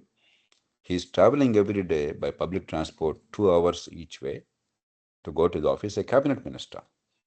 He cannot afford that. He is exhausted, therefore he is resigning. A low-level official in India will think that that position is much, much more important than the ordinary citizens. Whereas a cabinet minister resigned because he cannot afford it. In Britain, for instance, until recently, cabinet ministers used to go by public transport. Only after the Irish Republican Army's threat of terrorism, increasingly they are using cars. In America, even today, Supreme Court judges, there are only 9 Supreme Court judges, and sometimes Supreme Court judge is more important than the president. They go by metro. The metro rail. So this is egalitarianism. Whereas in India, we created a VIP culture. That's one of the reasons why there is so much of fascination for public office, for power, for position. There's a desperation. There is a madness in India, this scramble for position. It's one of our worst features. We must overcome that. And we must give people a sense of dignity and confidence. That doesn't matter whether you're a prime minister or a minister or an officer or an ordinary citizen or a professional or a worker. You're all entitled to equal dignity. Your life will not be made or unmade by a position. That's one of the key things that we have to do in India. Every society has strengths. I mentioned some of our strengths. One of our weaknesses is this: inequality by birth is accepted as normal. There is no dignity of labor. We think some positions are very important and good, some are not important and bad. That's a very foolish attitude. And there is scramble for position. And there's a VIP culture. That definitely we must address. Another thing I am asking, because I am very much influenced by the action and thought of the Swedish people. Also, many years back I read in a newspaper that when a leader of any union, leader of any union in any industry, when coming out from the office, the general managers and top people of this particular that company were holding, they are respecting that particular the union leader in Sweden. So this should also happen in this country by changing the perception of it. What I understand. So can you give a light on this? True, you are absolutely right. See, they recognized, in the 18th and 19th centuries, if you see Charles Dickens' novels, the workers were treated very poorly. So much of the literature in those days came from that understanding. But increasingly, those systems realized 2 things. One, unless we overcome the class system by birth, all of us are suffering. Particularly Second World War changed most of it. Take Britain as an example. That gives us an idea. Other countries may have different experiences, but roughly the similar path. Until Second World War, still Britain had class system, the feudal lords and nobles. If you see some of the TV shows like Downton Abbey or Upstairs, Downstairs, and things like that, you'll see the feudal system in operation, classic feudal system. But Second World War changed everything in 2 respects. The feudal lord and the commoner, they had to fight shoulder to shoulder in an existential war. They realized they depended on each other for survival. Therefore, a sense of equality came through that war and a collective experience in the war.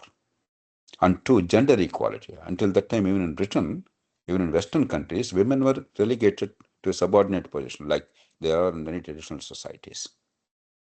But as the men folk were fighting in the war front, it's the women who held fort back home, either support systems for war or the factories or offices. Women were doing all that work. Therefore, gender equality and abolition of caste system became real, and changes happened. Similar thing happened in many countries. So unless we inculcate the idea that there are no classes, there is egalitarianism, that we all have to protect each other, help each other. Otherwise, all of us will suffer. Unless that idea is taken hold, it always is underperforming as a society. The West had the benefit of massive wars. India never had an existential threat as a society, except in the pockets of civil war during partition. The country as a whole never faced an existential war, whereas Europe went through all these wars. Now, without those painful experiences, we must learn the lessons of history and build practices and institutions in government and in society. Not only government, it's also society. In your churches, in your mosques, in your temples. It is these things we should teach people. How to conduct ourselves, how to build a harmonious and more efficient society for our collective good. How do you combine individual goals with the public good? How do you reconcile both of them harmoniously? This must be our discussion and our practice every day, day in and day out, in our families, in our churches, in our house, in our temples, in our mosques, in our public discourse, in our media. Every day we must look at that. And then the state must create institutions and laws to make that happen. And because that happened, labor unions became very powerful. In fact, in many countries, Democratic Party in the United States, Labour Party in Britain, the whole political system is driven by labor unions. But things are changing in the last 30 years. Labor got its due. Labor movements became very successful. Therefore, in those days, there was an adversarial relationship, the owner of the capital and the labor. Whereas today, world over, we realized that these are not two different things. If you do not face up to the competition, growing competition, global competition, all of us will perish. The person who provided the capital and is the owner and the worker both will lose. Look at America now. What is the problem? It's not about the investor versus worker. Manufacturing is taken over by China because America is not competitive. They're trying to figure out a solution. That's why in the last 20, 30 years, labor unions' importance has come down all over the world. Labor union membership has fallen because a good employer is taking care of the workers. In fact, the problem is, even in a country like India with massive unemployment, the problem is absence of skills. If you're an employer, you're saying, where are the skilled people? I want to employ skilled people, because if you're skilled, you're productive. If you're productive, you're competitive. If you're competitive, you can survive in the market globally. So each generation has a new challenge. It's no longer labor being exploited now. Now labor being productive is the challenge, and your economy being competitive is challenge. So there's a transition from step A to step B to step C. Sir, we are discussing for last 1.5 hours. Are you giving time for half an hour, sir? If you Yes, sir. if you need some time, certainly I'll give you some more time. One student is asking question, but sir, what he writing? During passport verification, it has been taking more time or otherwise not verified passport without cooperating financial way at police verification stage. Then how can we say that approximately it is zero corruption? He is writing like this. No, will you repeat that, the gist of it? It is written, given a written question. But sir, during passport verification, it has been taking more time or otherwise not verified passport without cooperating financial way. When he's talking about some corruption, financial way, giving some money at the police verification stage, then how can we say that approximately zero corruption? Means during verification stage, they are asking some money like this. I'm not saying that there's no corruption in India. 100% case also. All my life has been fighting corruption, among other things. I'm saying where you did the right things, corruption has come down drastically, in some cases practically zero. The experience all over the country, and many of you or your peers and your seniors, you ask them, is passport delivery has improved dramatically. Yes, yes. In many cases, there is zero corruption. Yes, it's possible that in some states or in some cases, when the policeman comes for verification, they're still asking for a bribe. And in some cases, when your documentation is not very, very clear, there is a fear and therefore you pay a bribe. I'm not saying in a vast country of 150 crores, 145 crores, there is absolutely zero corruption. I'm saying it's close to zero. I stand by that. Compared to 20, 30 years ago, passport delivery has improved dramatically. The point Yes, I'm yes, making certainly. is not about passports. That is not morality that changes. You change the practices, the outcomes will improve. Corruption will come down. It is to make that point I'm saying this, but there are always odd individual experiences, empirical experiences that may be running counter to the overall picture, but that doesn't alter the reality. In normally I teach manufacturing process in engineering for first year level students. Also I teach quality engineering. I teach quality engineering. So engineering quality I always speak. The nothing can be zero. Error can never be zero. Absolutely. Error can be zero. Can be Absolutely. minimized anywhere, any cases, anything. Error cannot be zero, but it can be minimized to your lowest level. You hit the nail on the head. Yes, You hit the same principle of engineering applies in public administration also. yes, certainly. So, any other question a student asking? I'm not finding anything. People just want personal Hello. new activity. Ask question. Good evening, sir. Good evening. Sir, I would like to ask a bit means personal type kind of question. That Your you, name? Your sir, my name? name is Prathamesh Ispute. Prathamesh. Okay. Okay, go ahead. Sir, means that you were UPSC CSC rank 4 at that time, and you have to work equally. Means as you have earlier said that what's the ratio of selection, you must have worked really hard. But after 16 years of service, what changed and what your mindset was changed that you take VRS and join the political reform? Was this mindset what you told currently, was it developed at that time or in this process it has been developed? Uh, Thank you. Normally, I'm not autobiographical, but I think I owe you an explanation to make you understand. I did not join government for a job or IAS position. I did not even think about it until late. I'm a medical doctor by training. Doctors actually were prohibited from joining IAS until 1979. I was deeply influenced by what happened in 1970s in India and in the United States. In India, that was about 25 years. Just now we're talking about 75 years of India's freedom. At the time, we completed Silver Jubilee in 1972. While the first flush of enthusiasm was there, but slowly a lot of disappointment, corruption, unemployment, and poverty, the eternal challenges of India. And in those days, corruption, unemployment, and poverty were far greater than they are today. We use the same words, but it was very severe. So the state where you are now, Bihar, Gujarat, other states started students' movements against that.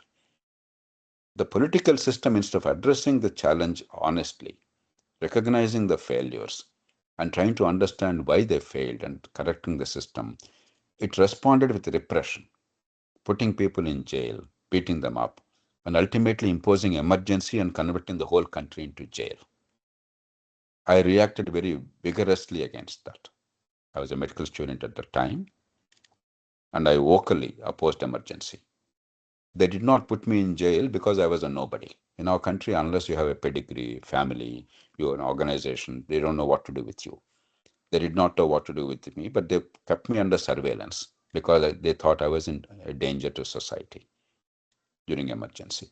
Then 1975, 1975. 77. Absolutely. In 77, elections were declared, and on the 21st of March 1977, as the people rejected emergency and the party in power at the time, across the whole of North India, in most of those states, 100% of the seats, the ruling party was defeated. We all danced with joy. We thought India was getting transformed. A Gandhian revolution was happening. But in no time, that joy turned into despair. The successive government, while they brought back In liberty, 1980. yes, they brought back the liberty, but the government collapsed and status quo, except that there was no emergency, things haven't changed. So I was deeply in distress. In 70s in America, there was a Watergate scandal. Compared to what happens in India, the mistakes committed by those in power were very small in America, marginal mistakes. And yet, the American society, American system held the mighty president to account, and President Nixon was forced to resign in 74 on August 8th. The contrast was also very, very telling. It is this that drove my life since then. I was very clear that my talents, my ability, my knowledge, my effort must be for the service of the country to make the country better. Then as emergency, post-emergency, there was a collapse of the government and there was frustration again. I was in angst. Just then, a Kothari commission came and they said doctors must now be allowed to join the IAS. And earlier, for no good reason, they said doctors are prohibited from joining IAS. And a friend said, JP, you are so concerned about the country, why don't you join the IAS? I said, I'll take the exam. So it was a spontaneous decision. I didn't even work hard, honestly, especially for the exam, because I never took it as an exam. I never took it as a career because I cared for the country deeply by that time. I already had a fair amount of understanding of what's happening in the country and the world. It was somewhat easy for me. It's the same reason why I left the government. Like I didn't join for a career or a job. I came to make a difference to the country. I was one of those fortunate ones. I could make more difference than most others among civil servants. But people gave me much more credit than I deserved because people are alpasantosh. They're content with so little. But most of all, I learned a great deal. Earlier, it was a lot of anguish and concern and passion. But that's combined with knowledge and experience and understanding as to what needs to be done, why it needs to be done, what is our strength, what is our weakness, what is the reform required. Once I understood that, I had to leave government to work for the reform because it's not about managing. It's not about delivering. It's about actually changing the system. That's what compelled me. It was not out of emotion or anger. It was a very carefully thought out decision after great reflection. It's a continuation of the same process. I'm doing the same thing then or now, but in different forms. That's all. So what about your parents, whether they are against this or something you are favoring your decision? When I wanted to join the IAS, my parents opposed it. They said, look, you're an independent profession. You'll be happy. Why do you want to join government and be subject to political control? I was passionate. I was very cruel to my parents. I'm so sorry about that. I told them, I came to you for help, not for advice. If you help me, it becomes easier. If you don't help me, it becomes a little tougher. Of course, like good parents in India, they promptly said, we are here to support you. They supported me. When I was leaving government, they knew by that time that words will not dissuade me. My father only said, take care of your family, make sure that you're financially secure. I didn't follow that advice also, but they said that much and left it at that. And what about your spouse, wife, whether she opposed or something, she helped? Well, I have a long-suffering wife, like many Indian wives. She's actually sitting in this room elsewhere. Okay. We are lucky in India. The family, your spouse, we get so much of support. No, you must understand the loneliness of some of the Western societies to understand the strengths we have. The family is of immense value. Your wife, your children, your extended family, your parents, your in-laws, your great friends. Unless they all stand by you, they all encourage you and support you. You cannot do things alone. These are very big things. And unless the general society embraces it, I was lucky that lakhs of people, maybe millions, stood by me and then they're willing to participate in the movement and make a difference. So ultimately, it's all of us together. Some of us have the privilege to understand a little better and then show the path. But ultimately, big change happens when all of us work together. Certainly. So one student is Srinivas. Is Srinivas. Can you ask question? You are just raising hand. Srinivas, are you listening?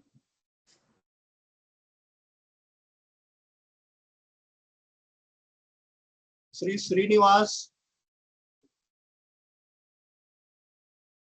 Sir? You're not listening. Any Srinivas? Hello, sir. My Prathamesh again.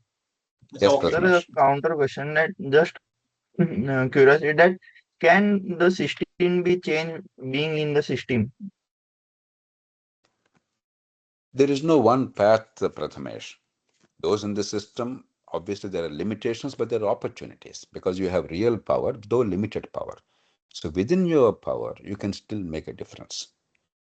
At the executive level, in the early years, when your job is to manage and execute, to deliver, there's one way of doing it. As you go higher up in the policy making, while you're not the decision maker, it's a political decision making by the legislature and the elected executive.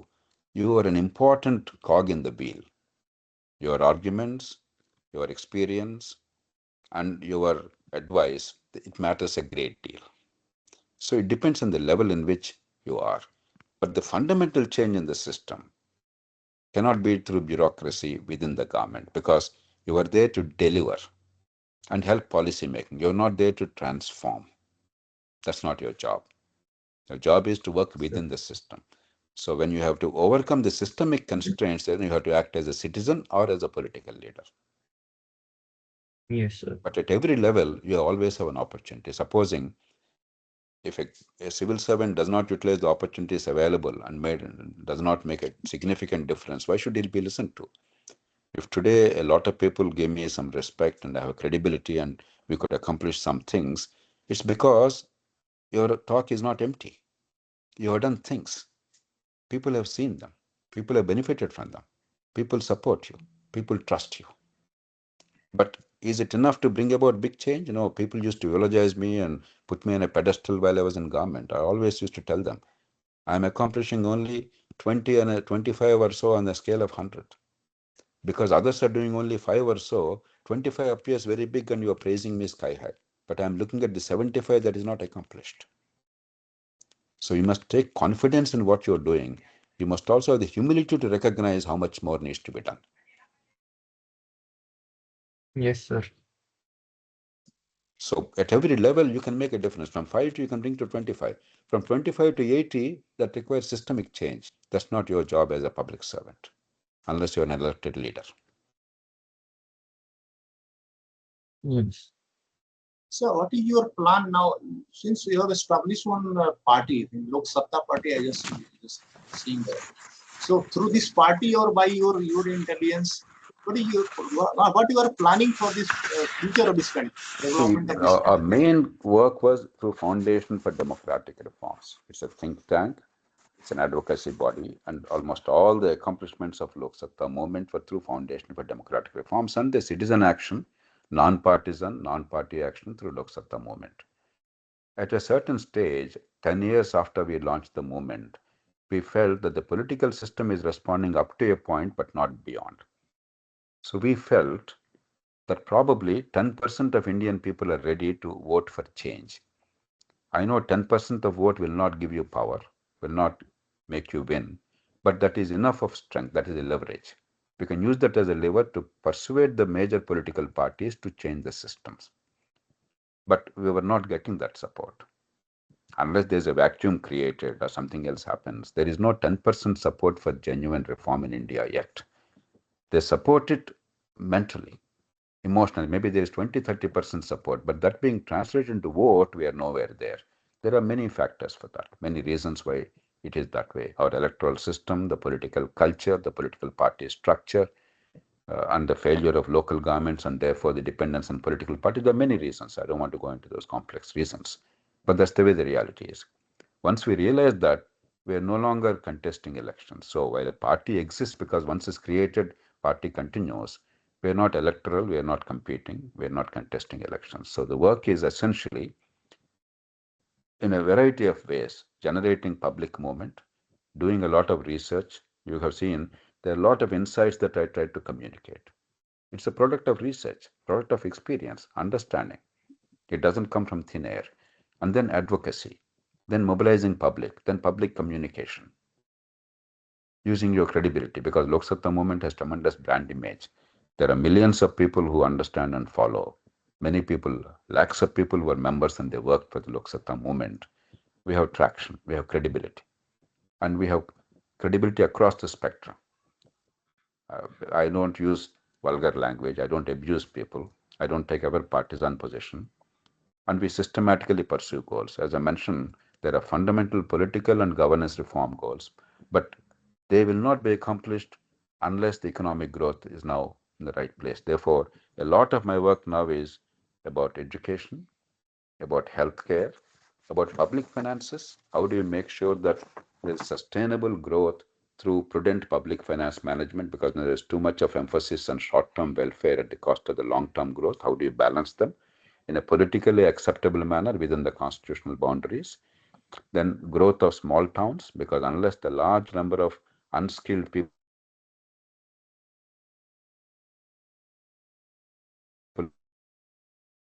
migrate to distant big cities without any support system, they live lives of great misery. For instance, there are many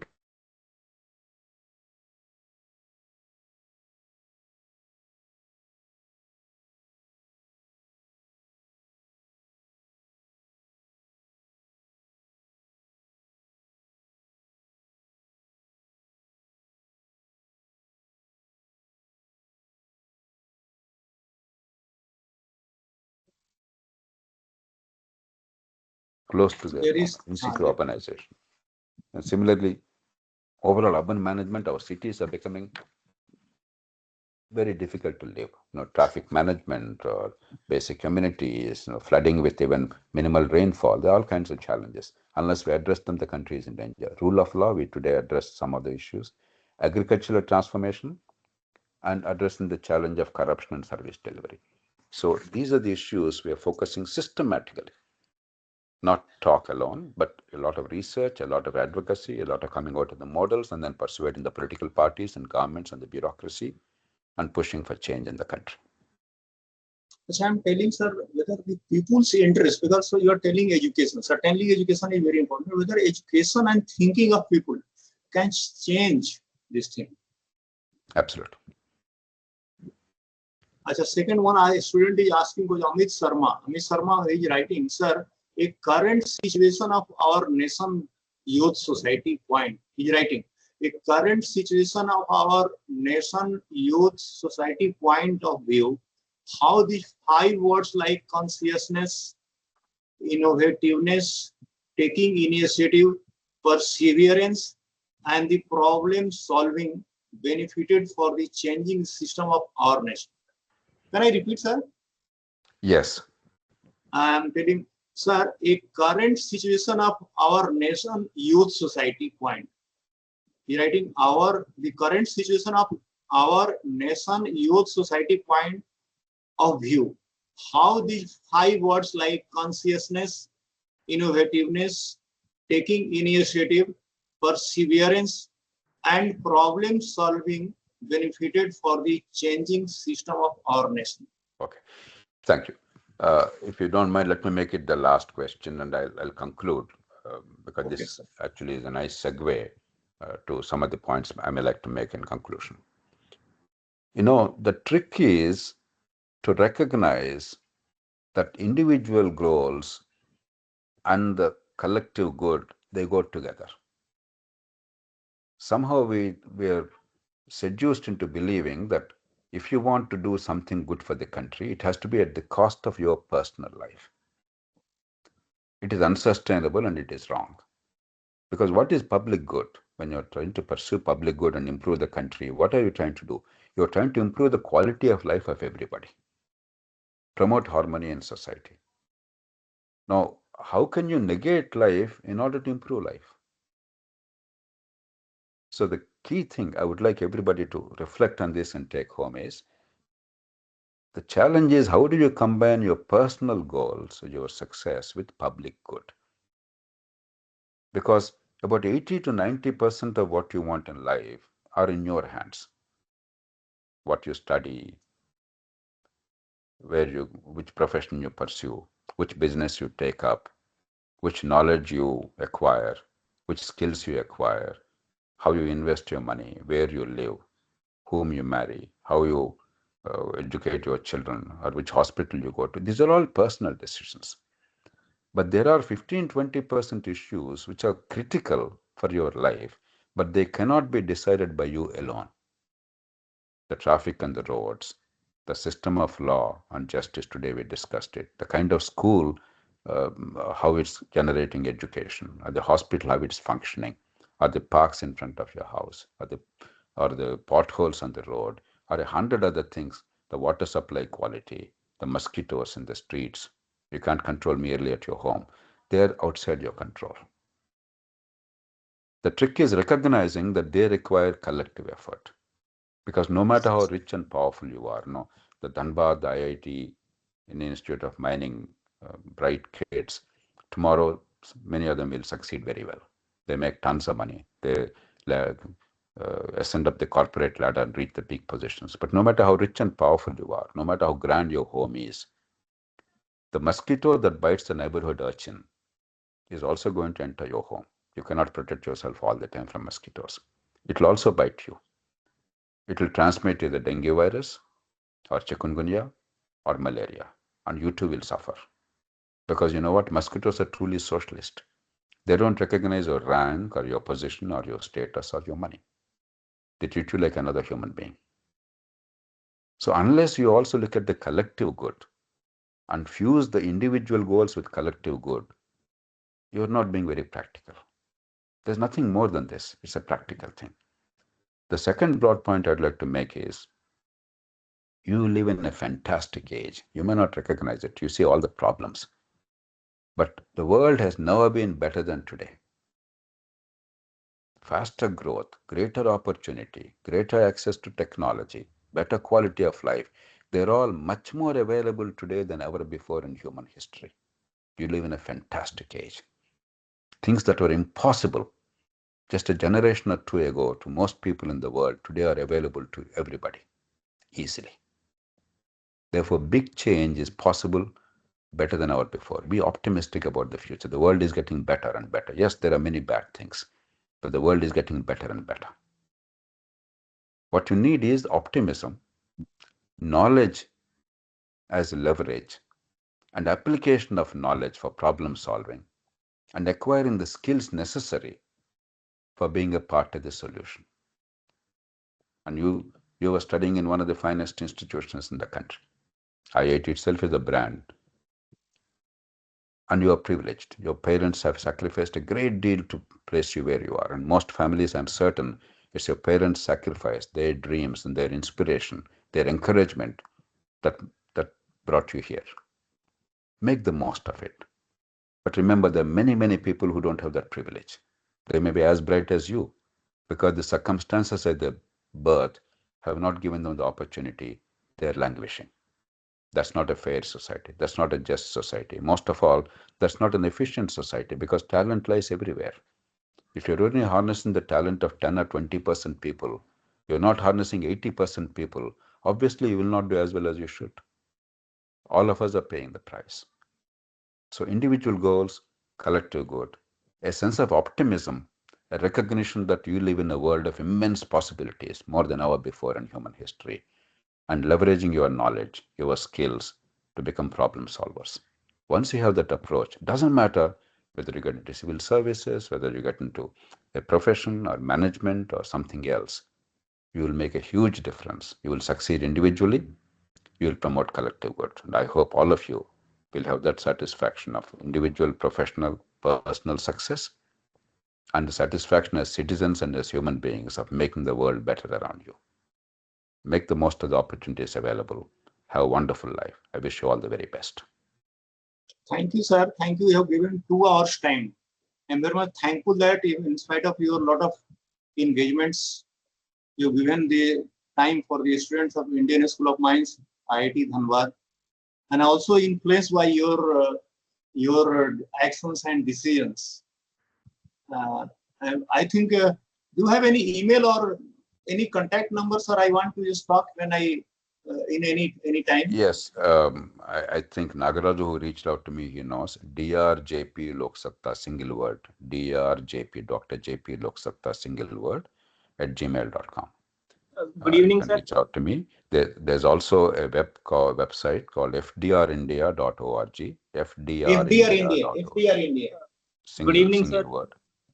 And then I'm also on Twitter.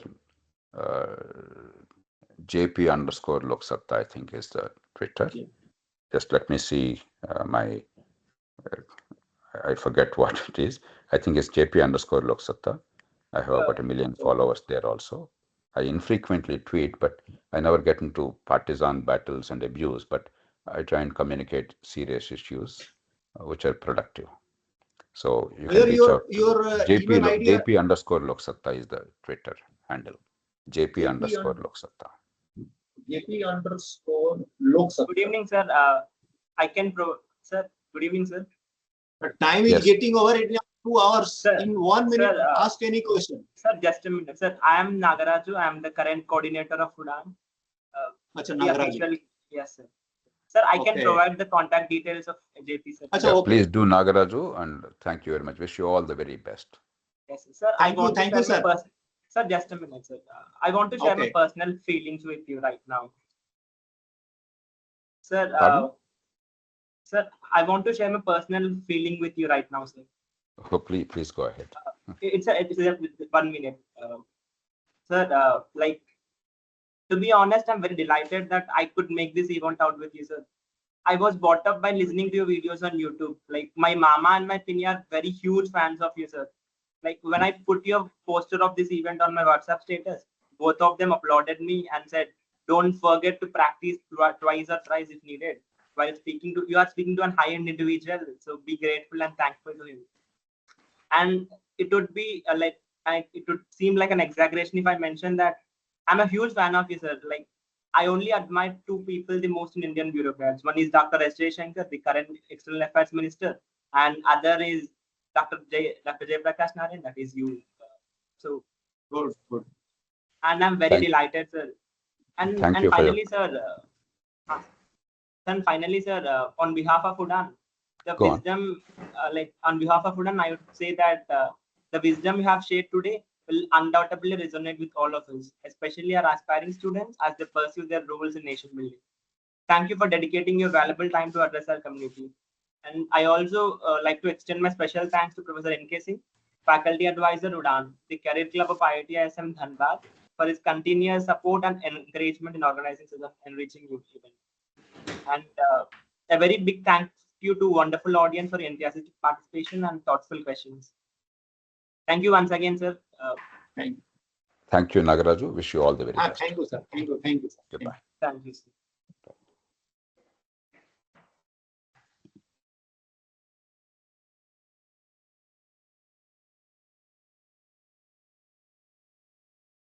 We will be sharing the recording of this lecture. Sony, no need. Everyone may be left till now. Okay. Just disconnect the mute. Okay. Bro.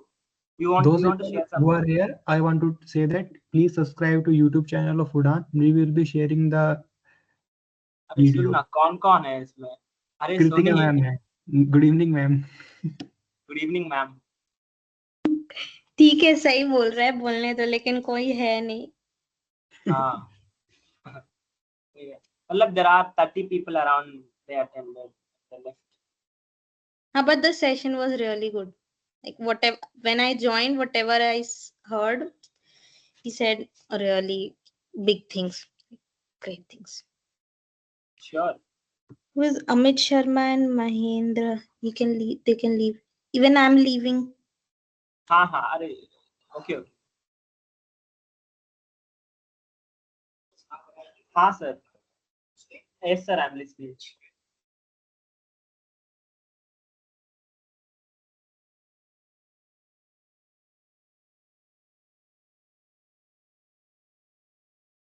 Yes, sir.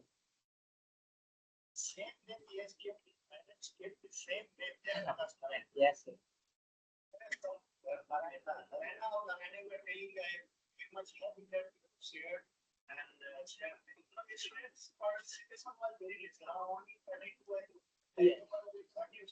Yes, sir. Due to DSW, sir, they have not shared the mail in time.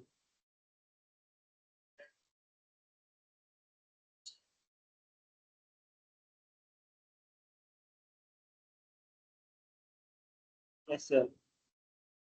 Also, when sent email again, I sent email and WhatsApp message also there, and even he sent email. I don't know. Yes, sir. They are like, sure.